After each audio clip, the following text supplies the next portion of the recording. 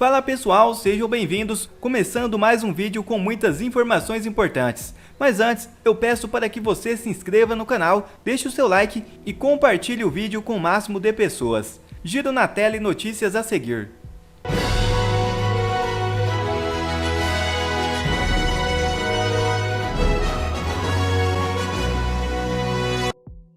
Primeira notícia já na tela. Oposição pede o impeachment do ministro do Flávio Dino.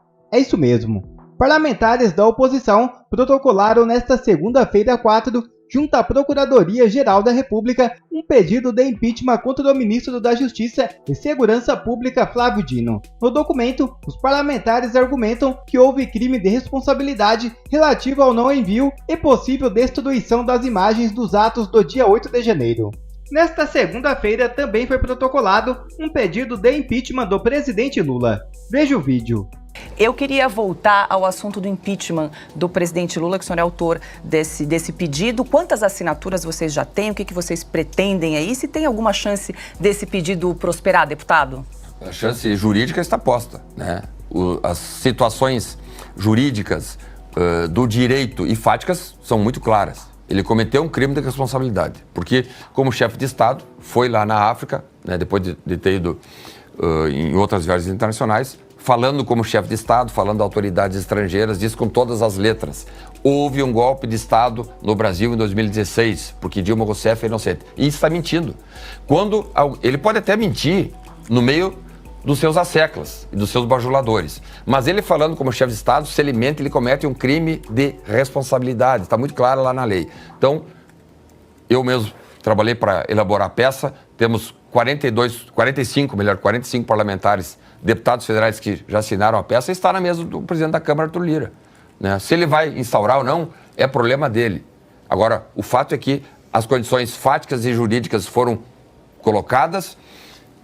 Jair Bolsonaro teve em 4 anos 158 pedidos de impeachment, tudo banana d'água, né? Porque não usou máscara, porque andou de jet ski no Lago Paraná, outro dia porque andou a cavalo lá na frente do Palácio do Alvorada, só, né, baboseira. 158 pedidos. Nós estamos já no 8º mês, infelizmente no 8º mês de um ex-presidiário no Palácio do Planalto, 9 pedidos de impeachment. E aí eu critico aqui a oposição, faço uma crítica aqui aos deputados, senadores da oposição. 8 meses, 9 pedidos de impeachment. Apresentei o pedido de impeachment agora e as assinaturas, os 45 que apresentaram, é uma assinatura simbólica, porque não precisa de nenhuma assinatura. A minha assinatura basta para apresentar o pedido de impeachment. Mas vários deputados não quiseram assinar. Até porque... Que não vai dar nada. Deputado, essa afirmação do presidente Lula, ela é uma acusação que atinge diretamente o Supremo Tribunal Federal. As instituições. Que avalizou todas as decisões. O ministro Ricardo Lewandowski foi co-presidente da sessão que decretou impeachment, ao lado do Renan Calheiros. Se houve um golpe, ele vai ter que indicar quem são os golpistas. Os deputados... Perfeito. Eu não estava lá naquela legislatura, perfeito. Foi a legislatura anterior, nós entramos agora na minha segunda legislatura, mas os deputados golpistas, onde estão? Os senadores golpistas precisam ser indicados. O STF que homologou, anuiu com todo o processo. A imprensa brasileira e internacional que acompanha todo o processamento, e ele está usando uma premissa mentirosa, Lacombe.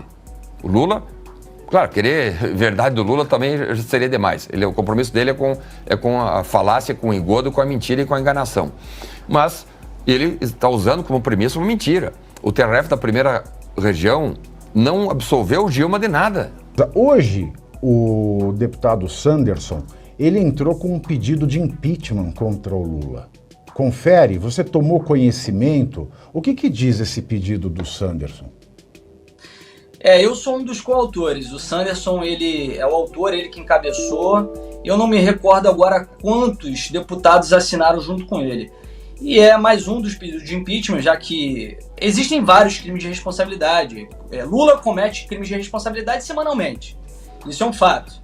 Só que muitas pessoas não entendem, muitas pessoas pensam que por ter um crime de responsabilidade, ele já deveria cair, ele já deveria ser empichado, mas não é assim que um presidente da República cai. Não é exatamente por conta do crime de responsabilidade, mas sim por conta do cenário político e econômico do país. Todos nós lembramos por que caiu a presidente Dilma Rousseff, porque a economia foi muito mal. Então, quando há diversos crimes de responsabilidade e há essa convergência de fatores em que há um cenário político e um cenário econômico ruim, e aí vem o cenário político, que é a perda de base política na Câmara dos Deputados. E aí se inicia um processo de impeachment. Nós já temos muitos processos de impeachment contra Lula por diversos crimes de responsabilidade. Esse novo fato foi aquela questão em que ele disse que o impeachment da Dilma Rousseff havia sido um golpe.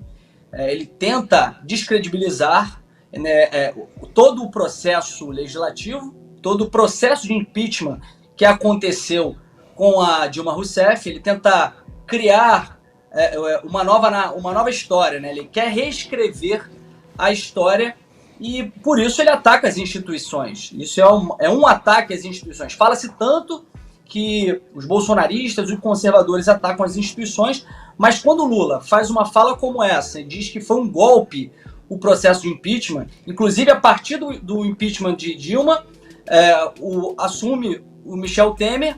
A partir de Michel Temer, ele indica Alexandre de Moraes como ministro do Supremo. Então, se for um golpe, tudo tem que ser revisto, tudo tem que ser desconstruído. Tudo tem que ser anulado. Oi? Tudo tem que ser anulado, né? Porque tudo tem que ser anulado. Nada que nasce de um ato nulo, ele pode gerar efeito no mundo jurídico. Agora, o Lula, ele não para. Vale lembrar que, na questão das armas, a semana passada eu chamei muito o Lula de mentiroso aqui. E com razão. Né? Por quê? Ele fala que nunca teve uma arma em um evento. No outro ele fala que teve uma garruchinha. Para quem não sabe, garruchinha é arma de fogo. Ele chama o Bolsonaro de genocida. E na semana passada o Cristiano Zanin, que é o ministro que tomou o lugar do Lewandowski, Lewandowski nomeado pelo Lula, Cristiano Zanin nomeado pelo Lula, o Cristiano mandou arquivar, né, uma ação que pedia a condenação do Bolsonaro por deixar de tomar as medidas sanitárias adequadas na pandemia da Covid-19, ele mandou arquivar com base num documento do Ministério da Saúde do Lula, da Nízia. Ou seja, o Ministério da Saúde, que é do presidente da República, falou que o Bolsonaro tomou todas as medidas sanitárias cabíveis de forma responsável durante o processo da pandemia. Então, um órgão solta um documento oficial dizendo que não houve genocídio e ele continua falando de genocídio. E aí a sensação que fica é a seguinte: a gente consegue ter esperança, por mais que você tenha a sua indignação, Jordi, eu já lhe falei isso várias vezes, falei também para o Nicolas Ferreira, falei também para o André Fernandes, são deputados que eu tenho muito apreço, né, pela força de caráter, pela determinação. As pessoas ficam se perguntando em casa, tá, ok, mas não tá tudo dominado, dá para ter alguma esperança, porque o Lula mente, dia sim, outro também, não acontece nada. O Lira, a gente sabe como funciona, não é, a cabeça do Lira. Funciona na base de entrega de emenda e de entrega de cargo. Ah, não funciona assim, ele nega. Bom, ele nega, mas os fatos são outros. Enquanto os fatos forem esses, de ele apoiar o governo quando tem emenda e quando tem cargo ministerial, e quando não entrega, ele fala, vamos voltar a fazer oposição. O governo entrega e ele muda de ideia rapidinho, como ele fez com a CPI do MST. A gente tem a CPMI do 8 de janeiro. Essa CPMI do 8 de janeiro esperou o G. Dias virar investigado para que ele tivesse o direito de mentir, para que ele fosse chamado. Então a gente vê um poder judiciário que tem cada vez mais se interferido em matérias do legislativo, um executivo que tem se arvorado numa capacidade de julgar os outros e mandar fazer investigações. Eu falava aqui agora há pouco, o Flávio Dino é o ministro da Justiça que mais mandou a Polícia Federal abrir inquéritos contra os opositores do governo Lula. E eu repito aqui, falo por experiência própria. abre inquérito para você ter que gastar com advogado, para você ter sua paz de espírito destruída, para você virar notinha de notícia na EBC, na TV Lula, para você virar nota de notícia no gov.br, sem apuração de nada. A população brasileira quer saber, dá para ter alguma esperança enquanto o presidente da Câmara dos Deputados funcionar da maneira que ele vem funcionando e o presidente do Senado, ele fazer cada vez mais jus, não é, ao apelido humorístico de Rodrigo Capacheco? Olha, é muito boa a sua pergunta, porque eu gosto de esclarecer para as pessoas, e todo dia nós temos que fazer isso, porque parece que nem todos, aliás, nem todos, quase nenhum dos eleitores de direita tem noção de como está a configuração do Congresso Nacional. Muitas pessoas vêm falar para nós, mas como é que vocês estão deixando passar tanta coisa? Como é que tantos projetos tenebrosos são aprovados na Câmara se hoje nós temos maioria no Congresso Nacional? E isso é um equívoco, nós não temos maioria no Congresso Nacional. Nós temos hoje o Congresso Nacional mais conservador de todos os tempos. Isso é um fato. Por quê? Porque nós temos diversos deputados e senadores que, de fato, são conservadores, que são aliados do presidente Bolsonaro. Mas não é a maioria. Não é a maioria. Somos a maioria. Porque o que acontece? Quando nós estávamos na eleição, quando acabou o primeiro turno, todos falaram que teríamos maioria. E, de fato, se o presidente Bolsonaro ganhasse, nós teríamos maioria, porque nós temos uma base, que é aquela base leal, aqueles que são realmente conservadores e que têm suas convicções firmes e fortes, independente de quem estiver no governo, vão defender aquilo que acreditam, e existe aquela base de conveniência, que inclusive o presidente Bolsonaro tinha também essa base de conveniência, que eram vários deputados de centro. E o centro, hoje, ele é a maioria. Como perdemos a eleição, o centro migrou para o outro lado. O deputado federal Gustavo Gayer também se manifestou contra o desgoverno Lula. O grosso chegou. Veja o vídeo. Vamos então à nossa primeira fala em setembro. É um mês um tanto quanto curioso, não é mesmo? Nós temos aí, talvez pela primeira vez, o Lula, o descondenado presidente da República, deixou escapulir a verdade, meus amigos.